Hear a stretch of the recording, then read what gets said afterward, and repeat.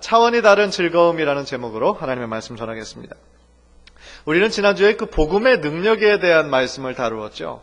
그래서 복음에는 모든 믿는 자에게 구원을 주시는 하나님의 능력이 되는데, 그 이유가 그 복음 가운데 하나님의 의가 나타나서 믿음으로 믿음에 이르게 한다. 그래서 오직 의인은 믿음으로 말미암아 산다.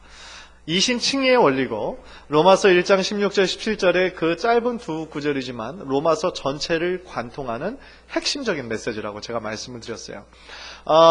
어떻게 보면 그렇게 어려운 원리 같진 않잖아요. 믿음으로 말미암아 의롭게 되는 거, 이신칭의, 그렇게 어려운 문제가 아닌 것 같은데, 사도 바울은 로마서 16장 전체에 걸쳐서 이 이신칭의 원리를 우리들에게 계속하며 강조하고 있어요. 그 이유가 뭘까요? 그만큼 이것이 구원의 원리에 있어서 핵심적인 원리이고, 로마서 12장부터 계속되어지는 크리스찬의 삶 가운데에서도 이 원리를 우리가 알지 않으면 올바로 우리들의 신앙이 자랄 수 없기 때문이에요. 그래서 이 원리가 상당히 중요합니다. 그래서 제가 오늘 말씀을 전하기 전에, 왜냐하면 이것이랑 또 연결된 거기 때문에 다시 한번 이신칭의 원리를 또 한번 강조하면서 말씀드리고 싶어요. 하나님은 우리들의 인간을 너무너무 사랑하시죠. 그것이 우리들이 꼭 기억해야 할 첫 번째 원리죠. 하나님께서 우리를 왜 이렇게 사랑하시는가? 신비 중에 신비예요. 미스터리예요. 그래서 어떤 사람이 쪼크입니다. 하나님의 성이 있다라는 거예요. 하나님의 성씨가 뭡니까? 리씨래요. 리씨. 한국 사람처럼 리씨. 왜 리씨입니까? 하나님은 신비, 미스터리 아닙니까? 미스터리. 그래서 리시다. 썰렁하죠? 웃어주신 분들 감사합니다.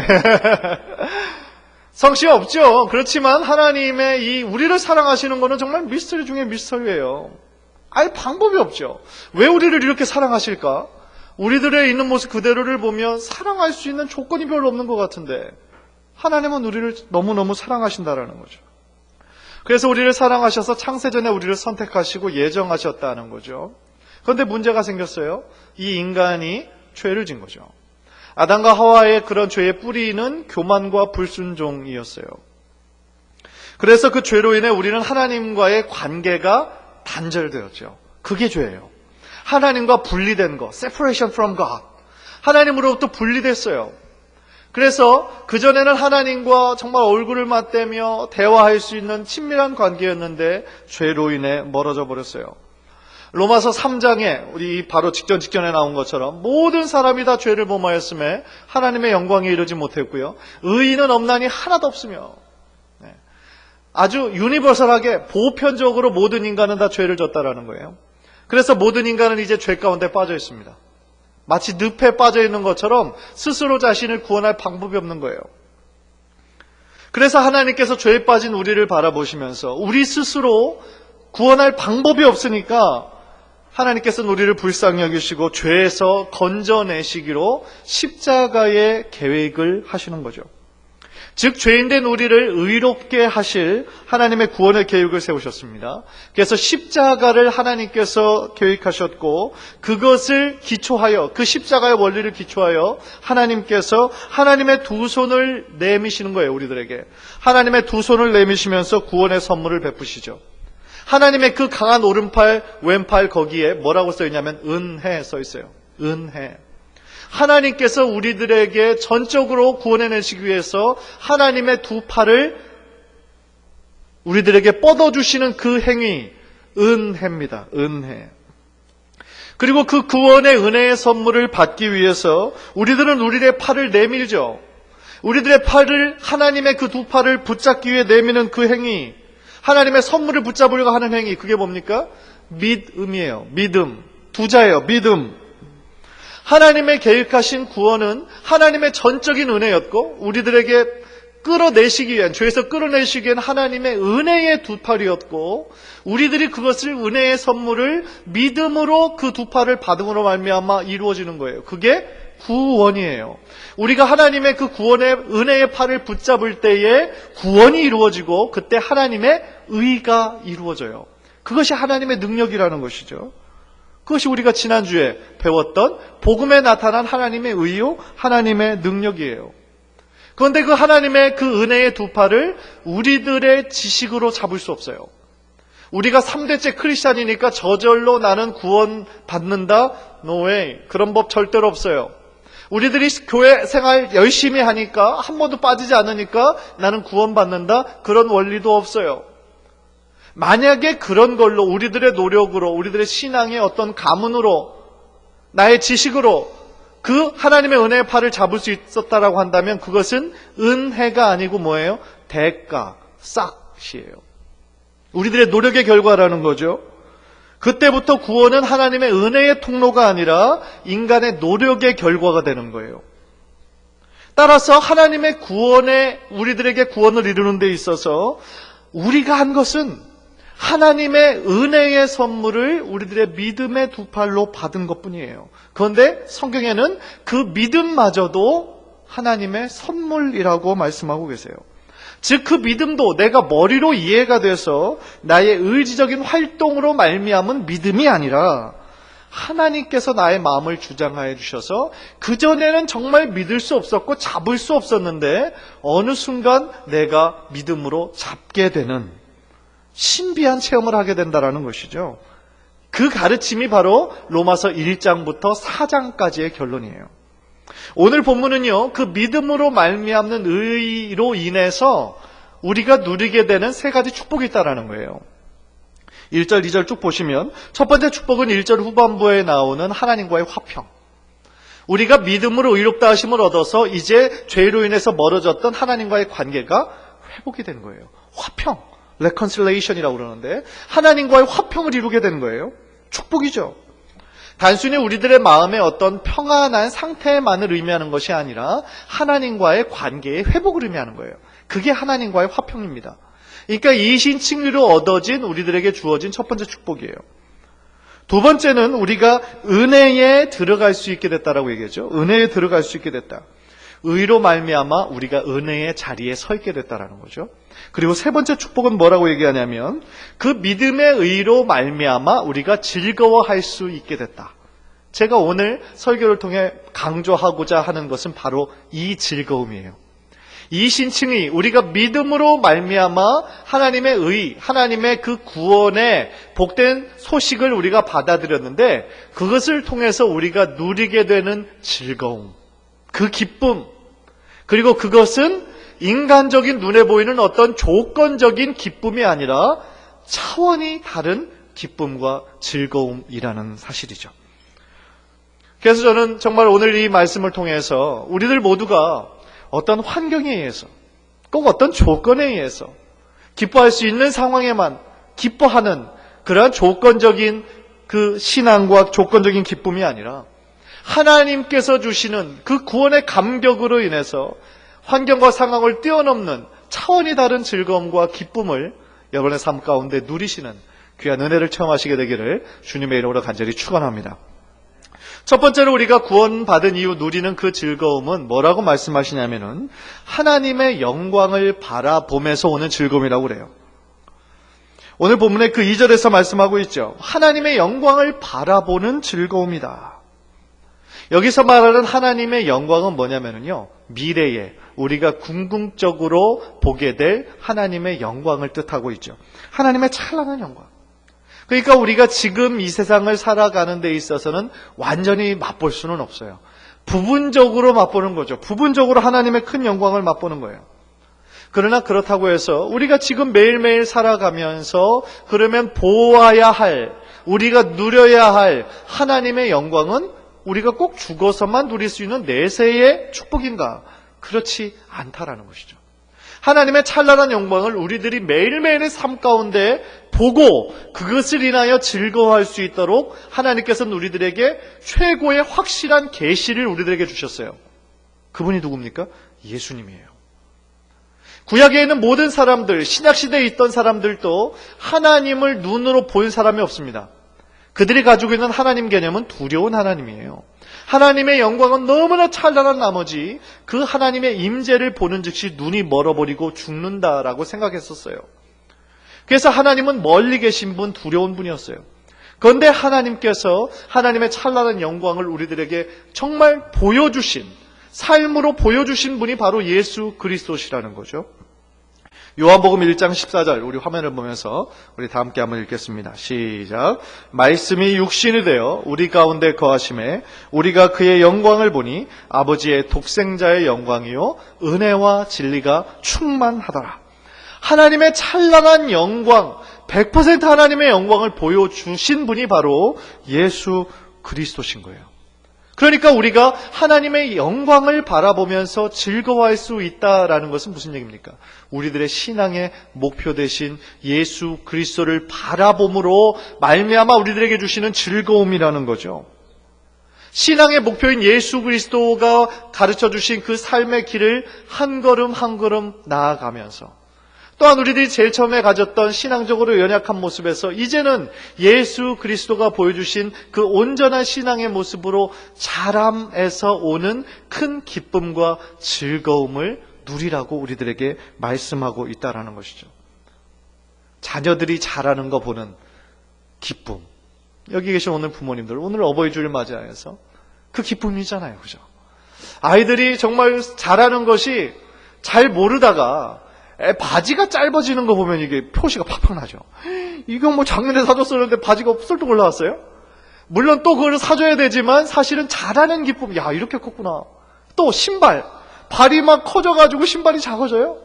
야, 우리 아이가 이렇게 잘하는구나. 잘하는 기쁨이죠. 그것을 보는 아버지, 어머니의 기쁨이 있다는 거죠. 또 우리들이 어떤 목표를 설정한 것이 있어요. 우리가 지금 등산을 한다고 예정해 보세요. 목표가 있어요. 저 꼭대기 우리가 가면 되는 거예요. 가는 길은 힘들어요. 그런데 가면서 보면 점점 더 우리가 뒤를 돌아보면 아, 이만큼 왔구나. 내가 그전엔 저 바닥에서 시작했는데 그것을 바라보면서 주는 기쁨이 있잖아요. 뿌듯함이 있잖아요. 짐에서 우리가 열심히 땀을 흘릴 때도 내가 목표한 것이 다섯 바퀴예요. 뭐 사이클을 하다가 뭐 조깅을 하다가. 그런데 그것을 점점 더 다가가는 기쁨이잖아요. 그죠? 마찬가지예요. 우리들의 신앙의 목표 대신 예수 그리스도를 바라봄으로 말미암아 우리가 조금씩 자라고 있구나.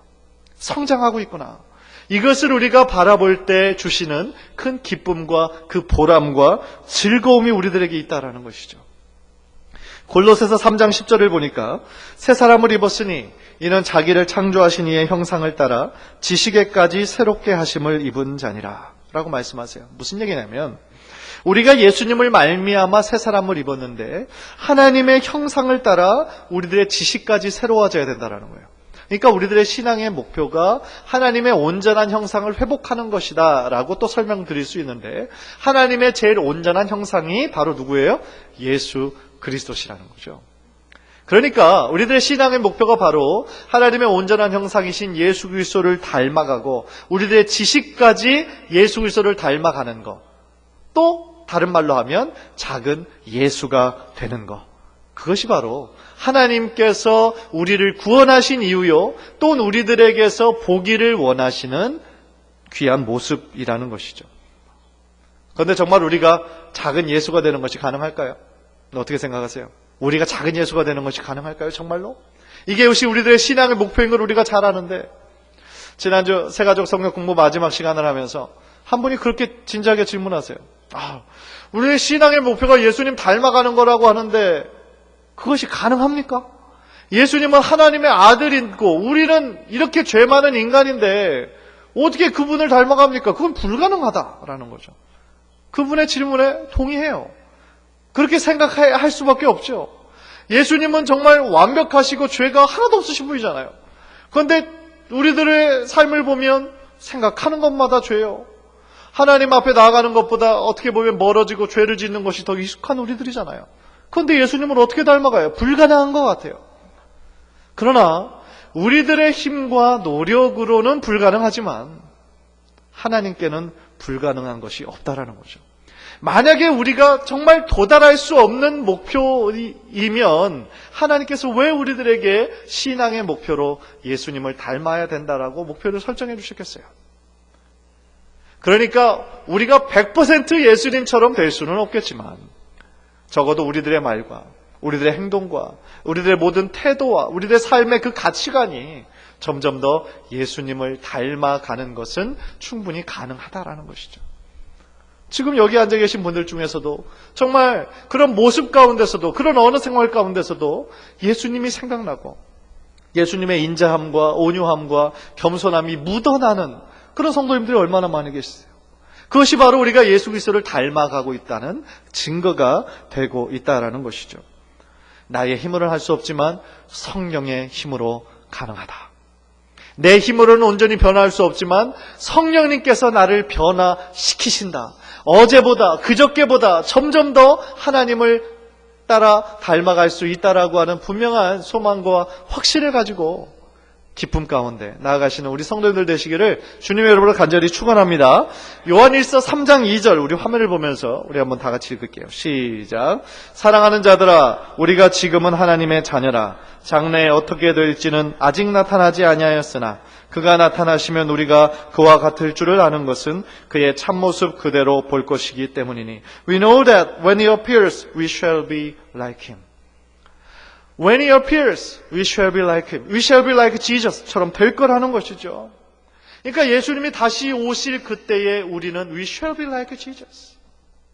우리들의 모습도 지금의 이런 죄 가운데 빠져있는 모습이 아니라 예수님처럼 찬란한 영광의 모습으로, 부활한 모습으로 하나님께 나아간다라고 그 이상을 우리들에게 말씀해 주고 계신 것이죠. 맥스 루케이도 목사님이라고 아주 탁월한 크리스찬 작가가 있어요.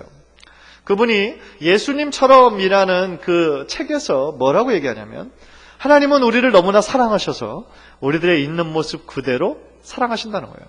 우리들의 있는 모습 그대로 용납하신다는 거예요. 은혜죠. 감사한 일이죠. 그런데 그 책에서 그 뒷부분에 뭐라고 하냐면 하나님께서 우리를 있는 모습 그대로 사랑하시고 용납하시지만 여러분의 있는 모습 그대로 그냥 놔두지는 않으신다. 무슨 뜻인지 알겠어요? 그 모습 그대로 변화하지 않고 놔두지는 않으신다. 왜냐하면 하나님의 뜻에 맞게 계속 변화할 수 있도록 하나님께서는 우리를 변화시키신다 라는 거예요. 그것이 은혜죠. 내 힘으로는 안 돼요. 내 힘으로는 조금밖에 잘할 수 없어요. 그러나 내 안에 계신 하나님께서 이미 우리들 가운데 우리를 변화시키실 플랜 1, 2, 3가 다 있다라는 거예요. 그래서 여러분들에게 그 플랜을 따라 여러분을 더욱더 예수님의 모습으로 변화될 수 있도록 지금도 이끄시고 지금도 일하시고 계신다라는 거죠. 하나님은 절대로 졸거나 쉬지 않으시는 분이세요. 여러분들 그냥 신앙의 어떤 어린아이의 아기에 그냥 머물도록 내버려두지 않으신다라는 거죠. 그 변화는 나의 의지가 아니라 하나님의 의지예요. 하나님께서 그렇게 하실 거예요. 모든 자들에게 아니요. 칭의, 믿음으로 의롭다 하심을 받은 자들에게 하나님께서는 그 변화를 일으켜 주실 거라는 거죠.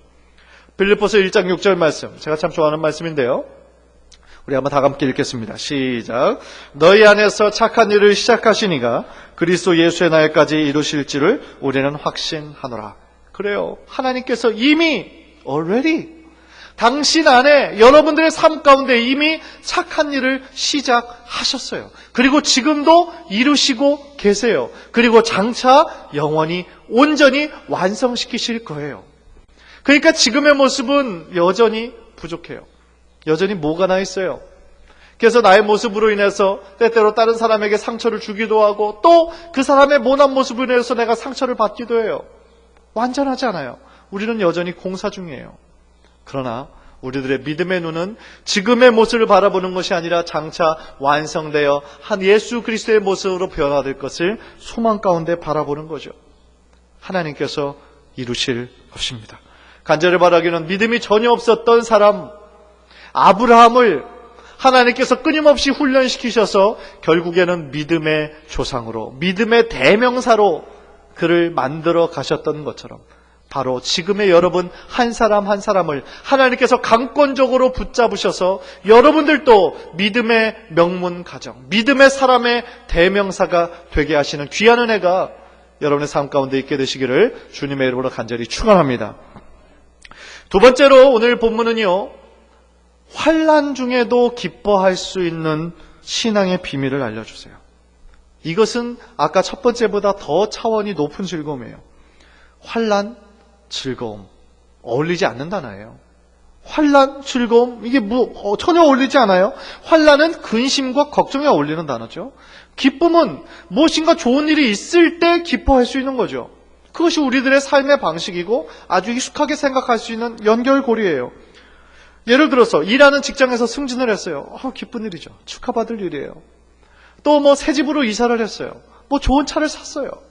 또 자녀가 공부를 잘해서 명문대학에 들어갔어요. 또 우리 조장원님 가정처럼 또 아들이 결혼을 해요. 축복받고 기뻐할 일이죠. 그러나 오늘 본문의 말씀은 뭐라고 말씀하세요? 우리가 주님을 믿는 자로서 누리는 차원이 다른 즐거움을 말씀하세요. 그것이 3절 4절이죠. 다만 이뿐 아니라 우리가 환난 중에도 즐거워하나니 이는 환난은 인내를, 인내는 연단을, 연단은 소망을 이루는 줄 알미로다. 오늘 말씀은요, 잘 보세요. 환난 자체를 즐거워하라고 말씀하지 않으세요. 환난, 고난을 즐거워해라, 그렇지 하지 않으세요. 만약에 고난이 오고 끔찍한 고통이 왔는데 그것 오자마자 우리가 아유 고통 왔네, 고난 왔네, 신난다. 누가 했겠어요? 그거는 비정상인 거죠. 그죠? 아무리 믿음이 좋은 사람도 고통 오자마자 그 고통 보면서 누가 기뻐할 수 있겠어요? 고난 자체로 즐거워하라고 말씀하지 않으세요. 그러나 그 고난과 고통 중에 있다 할지라도 그 고난과 고통을 통과해 나가면서 즐거워하라는 뜻이에요. 그 이유가 바로 이어서 나오죠. 왜냐하면 환난은 인내를, 인내는 연단을, 연단은 소망을 이루는 줄 알기 때문이라 말씀하시는 거예요. 고난이, 고통이, 환난이 그걸로 끝나지 않는 것을 아는 그의 믿음과 확신 때문이에요. 내가 이것을 엄청난 고통이 왔어요. 내 삶 가운데 처음 겪는 일이에요. 이제 내 삶 끝났구나. 이제 우리 집 끝장났네. 파산 신청해야 되겠네. 절망이에요. 그러나 그것으로 끝나지 않는다는 거죠. 하나님의 계획은. 그것을 통하여 아까 제일 첫 번째도 말씀드렸던 것처럼 우리를 훈련시키시고 연단시키시고 무엇보다도 우리들 자신의 연약함을 보게 하세요. 우리들 자신이 얼마나 자기 중심적이었는지를 깨닫게 하세요. 우리가 고통과 고난 없으면요, 솔직히 승승장구하면요, 다 우리가 잘해서 그런 줄 알아요. 그러지 않은 분 혹시 계십니까? 정말 우리가 지금까지 계획한 대로 다 됐어요. 다 성공했어요. 지금까지. 그러면 여러분들 하나님을 정말 전적으로 의지할 수 있겠어요? 우리 인간은 그렇지 않아요. 우리 인간의 존재는요, 내가 열심히 했기 때문에, 내가 지식적으로 이렇게 했기 때문에, 내가 탁월하게 경영했기 때문에 그렇게 결론을 맺게 돼 있어요. 우리 인간은 그런 존재예요. 그런데 하나님께서 그렇게 잘 되어지는 것 같은 거를 어느 순간 막 흔들어지죠. 상황과 환경을 흔들어 놓으세요. 전혀 예측할 수 없었던 일들을 만나게 하세요. 그리고 그런 것들을 통해서 내 힘이, 나의 지식이, 내가 지금까지 의지해왔던 것이 얼마나 초라한 것임을 바라보게 하세요. 그전에는 내가 그저 열심히만 하면 되는 줄 알았어요. 내가 열심히 이민생활 왔으니까 열심히만 노력하면 얼마 지나면 잘 되겠지. 그러나 열심히만 한다고 되는 것은 아니죠. 우리가 아무리 열심히 하고 아무리 계획을 잘 세워도 그것을 온전히 이루시는 분은 하나님이신 줄 믿습니다. 그렇기 때문에 우리가 우리 자신을 의지하고 자꾸 나의 중심성으로만 가다 보면 우리는 실망할 수밖에 없다라는 것이죠. 제가 아는 한 집사님, 한 여자 집사님이신데 저쪽 캘리포니아에 있을 때 정말 갑작스럽게 남편이 돌아가셨어요. 그냥 함께 주무시다가 막 땀을 삐질삐질 흘리면서 갑자기 아들 하나 있었는데 그 아들을 좀 잘 부탁한다 라는 말 한마디 남기시고 갑자기 돌아가셨어요. 40대 초반에. 황당하죠. 이거는 정말 인생의 어떤 엄청난 순환이고 어떻게 감당해야 되겠어요. 그래서 그분이 매일같이 부르짖었어요. 목사님이 신방을 가도 소용이 없었어요. 어떤 말로 위로가 되겠어요. 전혀 예측을 못한 남편의 죽음인데, 아들도 있고 어린데. 그래서 막 그렇게 하나님을 부인하고 원망하고 Why me? 그렇게 부르셨어요. 그런데 어느 순간 하나님께서 그 원망, 그 눈물, 그 고통 하나님께서 치유하시기 시작하셨어요. 그래서 그곳에서 정말 눈물로 부르짖으면서 Why me? 왜 납니까? 라는 그 질문이 변해서 Why not me? 으로 변화되시더라고요. 그래, 이 고통, 이 고난, 결국 그것을 통해서 내 삶의 주인이 내가 아니라 하나님이심을 그 집사님이 고백하실 때 그 집사님의 삶 가운데 놀라운 일이 회복되기 시작하는 것을 발견했어요. 우리들의 삶 가운데 얼마나 힘든 일들이 많습니까? 한국에서 들려오는 이 절망적인 소식도 그렇고 우리가 이민 생활하면서 얼마나 힘든 일들이 많습니까? 신분 문제로 인해서 정말 잘 되지 않아서 막혀가지고 깜깜하게 정말 10년 넘게 고통받는 분도 있고요. 그렇죠? 자녀의 문제로 고통받는 분들도 계시고요. 건강의 문제로 매일같이 힘들어하시는 분도 있고요. 얼마나 많이 힘든 일들을 많이 만납니까? 그러나 그럴 때마다 우리가 느끼는 것은 우리 인간의 연약함과 우리 인간의 한계예요. 우리 인간의 한계, 내 힘의 무기력함을 느낄 때 우리는 비로소 그때야 하나님을 바라보고 하나님을 의지하게 된다는 것이죠. 그래서 하나님의 고난은, 하나님께서 우리들에게 허락하시는 고난은 C.S. 루이스가 얘기했던 것처럼 변장된 축복이라고 하는 것이 바로 그런 이유죠. 우리가 그 고난과 광야의 시간을 지나고 계속 그것을 기억하며 하나님께 나아가면 좋은데 어느 순간 또 그것을 잊어먹고 나의 힘 의지에서 내가 지금까지 해왔던 대로 정말 살아갈 때가 얼마나 많습니까? 그러니까 하나님께서는 그때마다 우리들에게 나를 바라보라, 나를 의지하라, 그런 뜻으로 자꾸 우리에게 어려움을 주시는 거죠. 그것은 그 고난 자체가 하나님의 뜻이 아니라 그것을 통하여 우리들의 삶의 방향을 다시 한번 하나님께로 돌리기를 원하는 하나님의 사랑이요 하나님의 은혜의 방편이시라는 거죠. 사랑하는 성도 여러분, 오늘 말씀처럼 정말 어떤 일을 만나도, 환난을 만나도 그것을 인해서 두려워하거나 절망하지 말고 그 고난을 통한 하나님의 뜻이 무엇인지 하나님께 기도하고 그 과정을 인내와 연단으로, 훈련 기간으로 받아들이는 우리 귀한 성도님들 되시기를 주님의 이름으로 간절히 축원합니다. 기뻐할 수 있는 상황에만 기뻐하고 다른 상황에서는 전혀 기뻐하지 못한다면 우리가 주님을 믿지 않는 사람들과 다른 이유가 어디에 있겠어요? 무슨 차이가 있겠어요? 고난 자체를 우리가 기쁨으로 받아들일 수 있는 그런 믿음의 지경은 아니라 할지라도 그 고난을 통한 하나님의 선한 뜻이 있음을 소망 가운데 바라보고 하나님의 뜻을 분별할 때 하나님께서 분명히 여러분의 삶을 통하여 그 모든 고난과 힘듦을 뛰어넘을 수 있는, 환경을 초월할 수 있는 담대한 믿음과 그 소망을 허락하실 줄 믿습니다. 그것이 우리 성도들만이 누릴 수 있는 차원이 다른 즐거움이고 차원이 다른 기쁨일 줄 믿습니다. 간절히 바라기는 오늘 말씀 5절에 나온 것처럼 우리가 그 소망을 붙잡을 때 그 소망이 우리를 부끄럽게 하지 않아요. 5절에 그렇게 말씀해요. 그 소망이 우리를 부끄럽게 하지 않는다. 왜냐하면 성령님으로 말미암아 하나님의 사랑을 우리들에게 물 붓듯이 머리에서부터 발끝까지 풍성하게 부으실 것이기 때문이에요. 그리고 그 사랑을 하나님께서 이미 예수 그리스도의 십자가에서 확증해 주셨기 때문에 그래요. 우리가 사랑받을 자격이 있어서 우리를 구원해내신 것이 아니라 우리가 아직 연약할 때에, 우리가 아직 죄 가운데 있을 때에 하나님께서 우리를 먼저 사랑하시고 먼저 손 내밀어 주셔서 우리를 구원해 주신 그 사랑의 손길이, 그 구원의 손길이 지금 우리들의 여러분의 삶의 모든 순간순간에 그 하나님의 손길을 붙잡으셔서 모든 상황과 환경을 뛰어넘는 믿음의 견고한 사람으로 세상이 줄 수 없는 기쁨과 평안을 늘 여러분의 삶 가운데 비밀처럼 누리시는 귀한 축복의 사람들 모두 되시기를 주님의 이름으로 간절히 축원합니다. 기도하겠습니다.